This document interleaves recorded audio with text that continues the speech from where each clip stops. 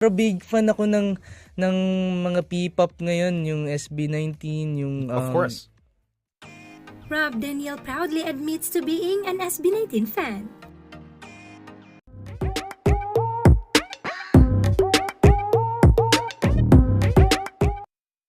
It is so heartwarming to see other artists admiring SB19 as well. So here's Rob Daniel, one of the leading OPM artists on Spotify Philippines, proudly admitting to be an SB19 fan. Yung mga Jano Gibbs. Talagang mga classic, no? Oo. Siyempre yung mga ngayon, marami akong mga idol ngayon. Yung Spades, Four Spades. Oh my big gosh, fan. yes! I found out! O go. Speeder ako eh. Siguro halata naman, medyo halata kasi ayun nga, doon ako lumaki rin sa music nila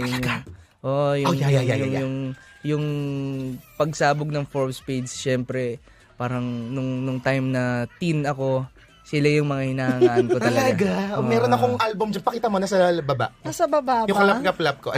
Clap. Ayos. Okay, ito. Andyan lang Dito yan, lang siya. Wow. Oo, Tinatago-tago. syempre. Ayun nga, yun. Sino ba? Spades. Tapos, wala, mga luma na din eh. Pero big fan ako ng mga P-pop ngayon, yung SB19, yung Of course.